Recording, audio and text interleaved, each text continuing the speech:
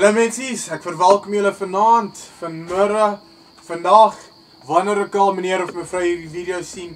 My naam is Angelo Libiane en vandag bring ek vir jou die genies uit Matteus 18 vers 6. Op die vorige episode 2 wat ons gedoen het ons Matteus 18 vers 1 tot 5 gedoen en vandag doen ons Matteus 18 6 tot 9. So, vandag se topiek is die waarskuwing teen struikelblokke. Reg? Dis die waarskuwing teen die mense. Weet wat? Laat ek minder praat, meer lees en meer verduidelik. Laat ek vir julle vanaand lees die goeie nuus en dankie dat julle ingeskakel het vanaand. Vandag, vanoggend, vanmiddag. Reg? Okay, ek lees soos volg. Wie een van hierdie kleintjies wat in my glo, laat struikel, dit is vir hom beter dat 'n maalklip van 'n donkie om sy nek gehang word en hy wegsink in die dieptes van die see.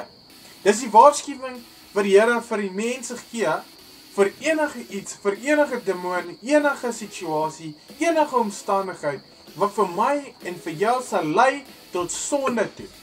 Maar hierso praat hy oor die kinders. So ek sal meer verduidelik, maar ek sal dit ook baie waardeer dat in plaas van episode 3 te kyk, episode 2 te gaan kyk om meer konteks te gaan kry waaroor vandag ons praat en waaroor ons vandag aangaan. Hy gaan aan om te lees by vers 7.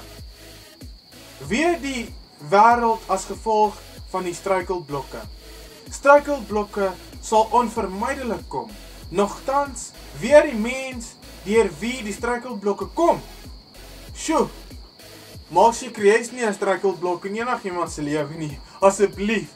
Vers 8. As jou hand of jou voet jou laat struikel, kap dit af en gooi dit van jou weg.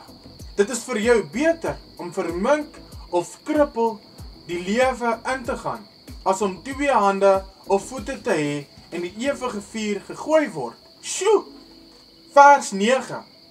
En as jou oog jou laat struikel, ruk dit uit en gooi dit van jou weg.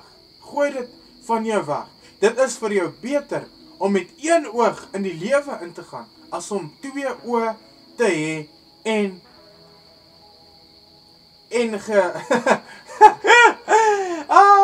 Gehenna met sy vuur gegooi te word. Sjoe, dit was maar 'n bietjie van 'n struikeling vir my om hierdie deel te lees vir julle. Maar ek wil vir julle vandag aanmoedig, soos wat die Here vir ons aanmoedig vanaand, vandag, vanoggend, vanmiddag, dat ons moet by hom, kom ek sê net, hoe vermy 'n mens 'n struikelblok in hierdie lewe? Wanneer ons praat van struikelblokke, ons praat van iets wat ons lei na sonde. En die Here Jesus roep vir ons in Matteus 18 vers 1 tot 5 om soos kinders te wees. En hy gaan aan om te sê, wie een van hierdie lei tot sonde, sal wens dat hulle klip om hulle nek vasgevas was en in die see gegooi word.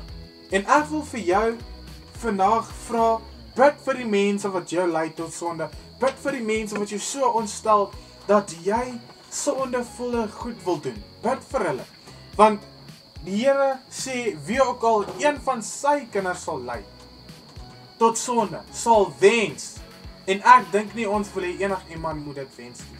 Dan gaan hy aan om vir ons aan te moedig om te sê, wat ook al jy mee sukkel, kap dit af. Hy sê nie, kap letterlik jou vinger af, kap jou arm af, ruk jou oog uit.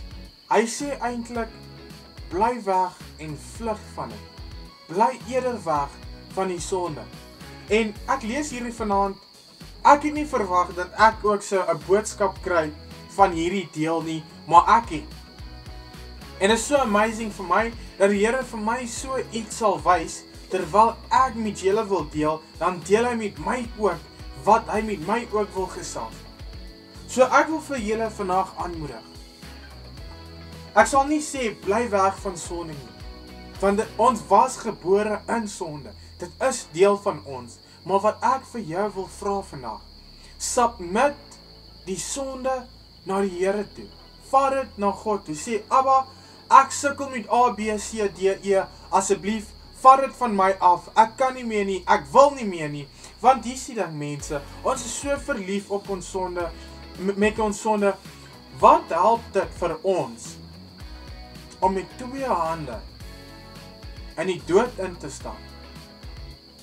Die Here sê vir ons, moenie bang wees om goed te verloor, om hom te kry nie.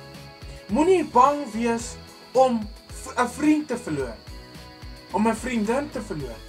Moenie bang wees om jou arm te verloor, sodat jy in die hemel in lewe in kan stap, in plaas van in dood in.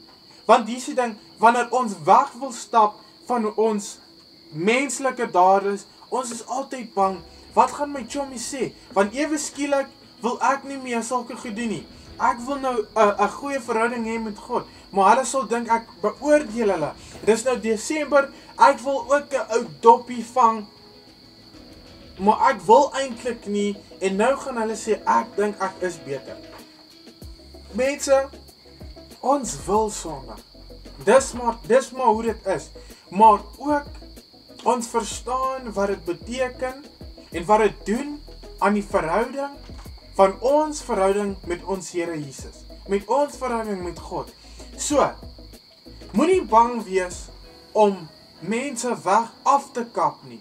Moenie bang wees om 'n werk te verloor nie. Moenie bang wees om 'n situasie te verloor nie. Weet jy hoekom? Want dit is beter dat jy 'n ewige lewe kry, sonder wat ook al jou lei na sonde toe.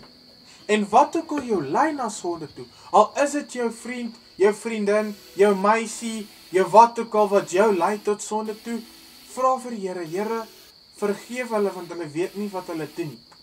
Want ons battle not against flesh and blood, but against principalities. So vanoggend, vandag wil ek jou roep, en vir jou die goeie nuus bring. Die Here sê vir my en vir jou, dit is beter dat ons goed los.